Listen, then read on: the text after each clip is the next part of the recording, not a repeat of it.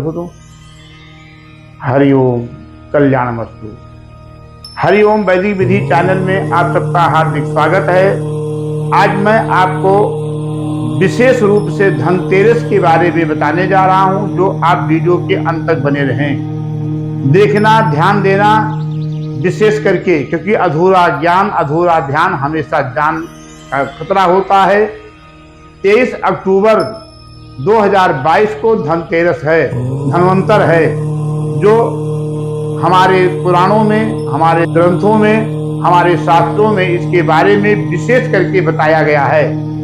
धनतेरस जब समुद्र के मंथन हो रहा था और मंथन के साथ साथ धनतेरस के दिन धन्वंतर त्रयोदश बोलते हैं। उस दिन धन्वंतर भगवान विष्णु का दूसरा रूप है, जो अमृत के कलश को लेकर के बाहर निकले।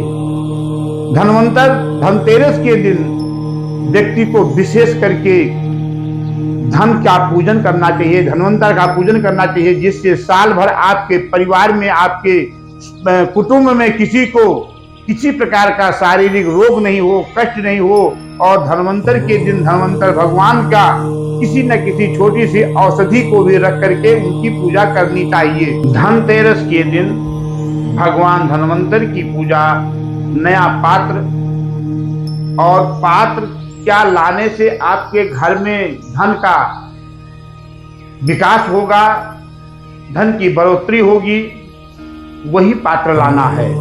पहला पात्र है सोने का, दूसरा पात्र है चांदी का, और चांदी नहीं हो सके तो तांबा और पीतल का, किसी धातु का ही पात्र ला करके, और पात्र में धन का आगमन के लिए, धन के विकास के लिए धनिया को जरूर लाइए। धनिया को रख करके पात्र की पूजा की जाती है। ऐसा कोई अनिष्ट पात्र मत लाओ जिससे आपके घर में विकास रुक जाए। जैसे किसी स्टील का पात्र हुआ, लोहे का पात्र हुआ, या किसी प्लास्टिक का पात्र हुआ, ऐसा कोई पात्र धनतेरस के दिन नहीं खरीदना चाहिए। धनतेरस के दिन भगवान धन्वंतर की पूजा करने के बाद अर्धरात्रि में भोजपत्र के ऊपर 5 सुपारी को रख करके, और अगर तगर नागर मोथा केसर कस्तूरी कामनी सिंदूर लक्ष्मी वशीकरण दाना और बिल्ली का आंवर या खेमैल को एक स्याही इंक बना करके मिश्रित करके, और अनार की कलम या कल्प वृक्ष के कलम से श्री यंत्र अर्धरात्रि में भोजपत्र के ऊपर लिखा जाता है।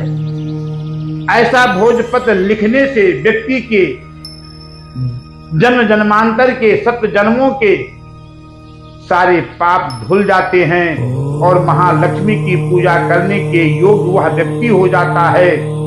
और आज इस शहर में बड़े से बड़े साहूकार सेठ भगवान धन्वंतर की पूजा करके आज इस शहर के सबसे बड़े पूंजीपति हैं, नगर सेठ हैं, और माँ की कृपा को प्राप्त करने के बाद भी उनके अंदर ना अहंकार है, ना क्रोध है, ना मद है।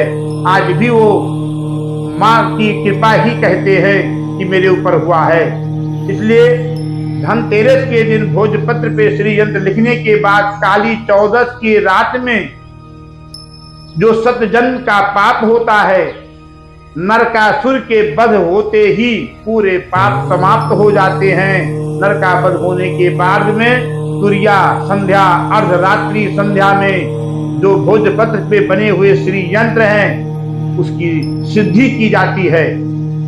सिद्धि का जगह है शमशान हो या देवालय हो या किसी एकाध पवित्र शुद्ध जगह पे बैठ करके सिद्धि किया जाता है।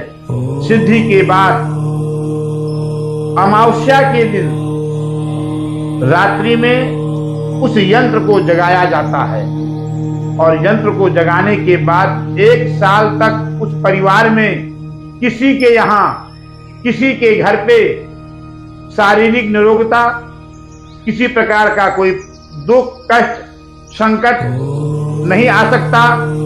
और चारों दिशाओं में प्रभावशाली होता है, प्रभावित होता है, यश, कीर्ति, मान और सम्मान प्राप्त होता है।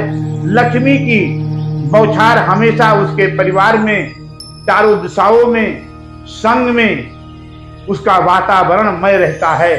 लक्ष्मी उनके साथ सदैव विराजमान रहती हैं और ऐसा पूजन करने से 1 साल तक पूरा उस परिवार में विद्या की आगमन होता है, विद्या में पूर्णता प्राप्ति होती है, धन में पारंगत होता है, यश कीर्ति में पारंगत होता है और किसी भी व्यक्ति के कोई शारीरिक रोग नहीं होता है। धनवंतर की ऐसी कृपा होती है कि यह पूजन करने से 12 मास तक उस घर में हमेशा यश, कीर्ति, मान, सम्मान और प्रतिष्ठा, व्यापार में बरकत, परिवार में सुख शांति मां धनवंतर की कृपा से प्राप्त होता है। यह वीडियो आपको अच्छा लगा तो लाइक, शेयर, सब्सक्राइब अवश्य करें और धार्मिक वीडियो के लिए हमारे हरिओम वैदिक विधि चैनल से जुड़े रहे।